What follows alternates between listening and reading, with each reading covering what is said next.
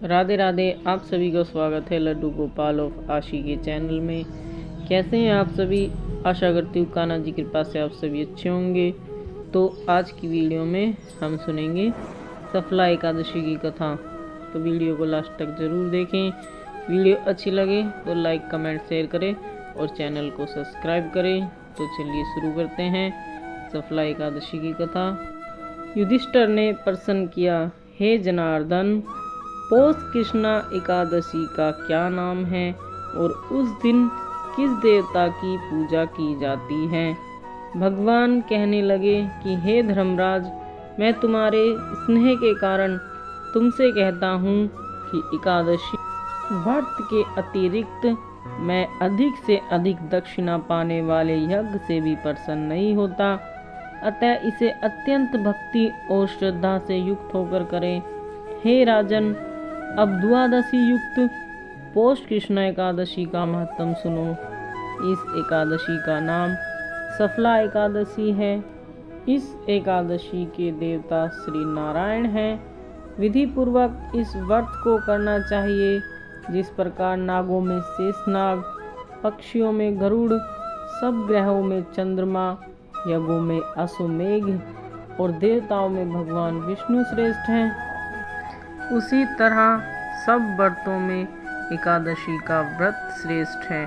जो मनुष्य सदैव एकादशी का व्रत करते हैं वे मुझको परम प्रिय हैं। अब इस व्रत की विधि कहते हैं। मेरी पूजा हेतु ऋतु के अनुकूल फल, नारियल, नींबू, नैवेद्य आदि 16 चीज़ों से मेरी पूजा करें। रात्रि को जागरण करें। इस एकादशी के व्रत के समान यज्ञ, तीर्थ, दान, तप तथा कोई और दूसरा व्रत नहीं है। मैं 5000 वर्ष तक तप करने से जो फल मिलता है उससे भी अधिक सफला एकादशी का व्रत करने से मिलता है। हे राजन, अब आप इस एकादशी की कथा सुनिए। चंपावती नगरी में एक महिष्मान नाम का राजा राज्य करता था। उसके 4 पुत्र थे। उन सब में लुम्पक नाम वाला बड़ा राजपुत्र महापापी था। वह पापी सदा पर स्त्री तथा वैश्यागमन और दूसरे बुरे कर्मों में अपने पिता का धन नष्ट करता था तथा सदैव ही देवता, ब्राह्मण और वैष्णवों की निंदा किया करता था। जब राजा को अपने बड़े पुत्र के ऐसे कुकर्मों का ज्ञान हुआ तो उसने उसे अपने राज्य से निकाल दिया। तब वह विचारने लगा कि अब मैं किधर जाऊं, क्या करूं। अंत में उसने चोरी का कर्म करने का निश्चय किया। वह दिन में तो वन में रहता और रात्रि को अपने पिता की नगरी में चोरी करता तथा प्रजा को तंग करने और उन्हें मारने का कुकर्म भी करता। कुछ समय पश्चात सारी नगरी भयभीत हो गई। वह वन में रहकर पशु आदि मारकर खा जाता। जनता के लोग उसे, राज्य के कर्मचारी उसके इन कुकर्मों के कारण पकड़कर भी राजा के भय से छोड़ देते। उसी वन में एक अत्यंत प्राचीन विशाल पीपल का वृक्ष था। उसी के नीचे वह महापापी लुम्पक रहा करता था।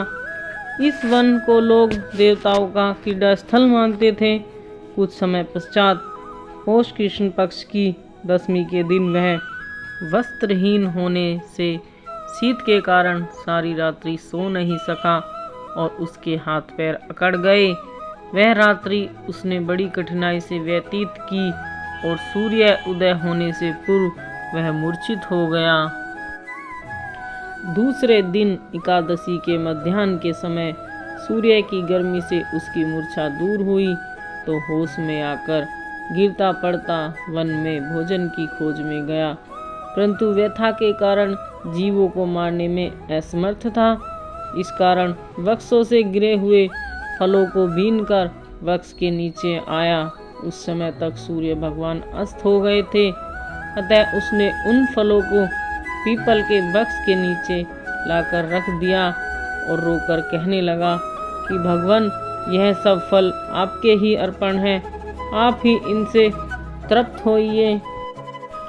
उस रात्रि को दुख के मारे उसे नींद भी नहीं आई।